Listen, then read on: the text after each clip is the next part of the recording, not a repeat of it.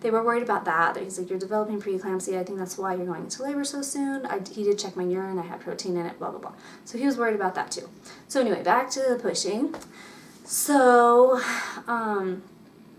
let's see. So with the pushing, my husband finally came in. We started the pushing. And, you know, my doctor told me it was going to be super easy, so I thought it would be. Started pushing, nothing would happen. Push, push, push, nothing. I could still feel some part on my right side, like contraction-wise and pressure-wise, and a little bit of pain. But I told him I didn't want any more from the epidural because I wanted to be able to push effectively and stuff. And honestly, a little bit of pain was nothing compared to those other contractions that I was having. So we were pushing away with every contraction I had, with everything I had. They said I was doing great with my pushes. We tried different positions and stuff. Anyway, 3 hours go by of pushing. Nothing has happened. He's still in this, like right there, but not coming out. The doctors said that the way my pelvis was tilted, that he was just kind of rocking back and forth in my pelvis. He would not come out. And he kept, I do not regret getting the epidural at all at this point, because he kept putting his hands in there and trying to help facilitate the pushing and pulling with every push that I had. And he kept trying to shift the baby and see what position he was in. And we kept trying different things, but he was like all up in there. And so I was just like, oh my God, thank goodness for the epidural. I'm cool with the epidural. I'm so glad I got it, blah, blah, blah. But anyway, after 3 hours, you know, he comes to me, takes off his glove, and I'm like, okay, here it is.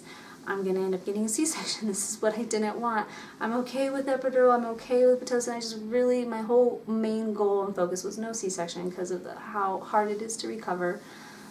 And it's surgery. But he took off his glove and he's like, well, I know in your birth plan you said you didn't want an episiotomy. I'm like, okay, we're talking episiotomy. So I'm like, no, that's fine. He was like, I'm going to try to vacuum extraction, but in order to put the vacuum in there, I do have to do an episiotomy, blah, blah, blah. So at that point, I'm like thrilled because I had been pushing for 3 hours and I was starting to get very exhausted. So I was like, yes, let's please get this baby out. So he did the episiotomy and I was so thrilled. And right when he put that suction in there, it was literally 2 pushes. 1, nothing really happened, and then 2, and all of a sudden, I just felt everything, just such relief coming out. And then I remember looking at my doula, I'm like, what is that? What am I feeling? What is that? It feels weird. Like everything was just like blah all at once. It was just the craziest feeling ever. But it, you know, he finally came out. They put him on top of me on my chest, and like originally me and my husband had discussed like, oh, we want to be washed before he's on me, but like everything changes like at that moment and you're just like, no, I want to see him.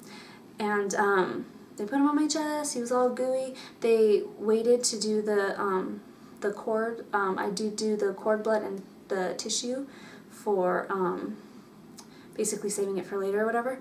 And we did do delayed clamping, so we waited a while, and you know, I got to see him and all that, and he was super cute and it was super emotional, but I didn't cry. My husband did.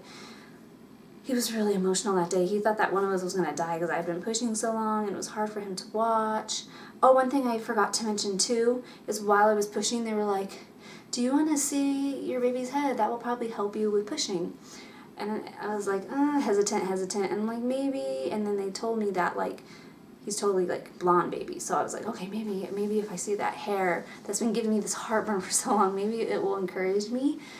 They showed me this huge mirror too. They showed it to me. And it was a mess down there, but it still did not look to me anything like he was even nearly ready to come out. Like it, you know, I have seen the pictures. It should be like a circle. It was not a circle. It was like that, and I could barely see a head poking out. I was like, there is no way that I'm even close. Like, if anything, it discouraged me. So I do kind of regret seeing that. And then I got to see like hemorrhoids and how huge they were, TMI, but like like a bamboo. What is it? The monkey? I don't know. The monkey with the crazy like red butt. It looked like that. It was so horrible and so gross, and definitely did not encourage me, and I do not encourage you guys to look at that stuff. So anyway, the doctor said that's normal because I was pushing so long, and that's what happened there. But anyway, I ended up doing it naturally, like as far as vaginally goes. I do not regret getting the epidural at all. Just because I ended up needing the episiotomy anyway, so like he, you know, and he was up in there and all that, but, you know, he ended up stitching everything up and all of that. And of course, right after I gave birth, my blood pressure dropped, everything was pretty much normal, blah, blah, blah. And I hope that I'm not forgetting anything, but that was basically the gist of everything. They were very upset, though, that I did not come in right away after my bladder broke. So they were worried about infection. So they started doing all these tests on me, on the baby, blah, blah, mainly the baby. And once we were in that room, they ended up, you know, transferring us to postpartum. And we had such amazing, great nurses, but they did tell us that we'd have to be there like 3 to 4 days because we had to wait for the results to see if the baby had an infection. And because I waited so long, you know, for my water to break, he said it was over 30 hours. So he was really worried about that. And we were like, oh my gosh, we're going to be here till Monday or Sunday. And we came to the hospital on a Thursday. So that's like a long time. So we were freaking out, but there was nothing we could do. So we were just playing it ear, you know, by ear. But the nurses were incredible. They were great. Everybody was awesome at the hospital. They hooked me up with all kinds of free stuff. It was my birthday the very next day. Literally, me and Darren almost shared the same birthday, 4 hours apart. So friends came and brought me like a cake for my 30th birthday and some flowers and stuff and lotions. So I shared cake and lotions with all the nurses, so they were super like nice to me. They always came in and checked on me and helped me with the baby and all of that. So, I mean, that was a really good experience. Anyway, we ended up leaving the hospital. I only stayed there for 48 hours, and then they discharged me. The doctor ended up saying that we wouldn't get the results until Sunday for the test, for the 48-hour test. We did get the 24-hour while I was in postpartum, and it was cleared. It was not positive. But they said I can go home, and if I get a phone call, that I have to come back and admit the baby to the ER immediately. So I was just basically waiting for a phone call, but we never got one, so that's good, and baby's healthy and fine. And I'm healthy and fine. I'm just recovering. I did breastfeed while I was there, and at first it was really painful, and I was doing it but not properly, and finally they got a lactation consultant to come in, and the lactation consultant who came in, I recognized immediately. She was somebody at my old office, and I cleaned her teeth before. She was a really, really great patient of mine, so it was kind of a little weird that she got to see me in that state, being very naked and recovering, but she helped me, and ever since she helped me, I've been able to produce. She said that day, that whole floor, I was the one who produced like the most colostrum she's ever seen, really, and like compared to the whole floor, I was doing great producing that.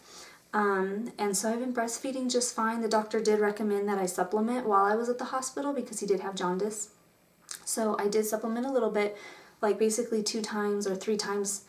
When I was there for 48 hours or whatever, the nurses took them, and I finally got to sleep a little bit while they supplemented. But I'll get into all of that later, but that's basically the gist of it. I'm going to show you guys kind of what my stomach looks like. I'm surprised. Everything kind of looks pretty good, considering I just had a baby. And of course, since I'm breastfeeding, you know, the boobs are like a little big there. But this is me now, postpartum.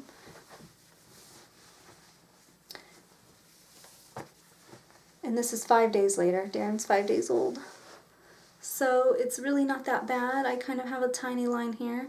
However, let me get a different angle, but you can see my stretch marks are pretty, oh man, sorry guys, pretty, you know, bad there. See, I am still putting cream on, but yeah, that's basically my birth story. I'll give you guys an update and introduce Darren to you guys and all that when I have time, maybe tomorrow or the next day.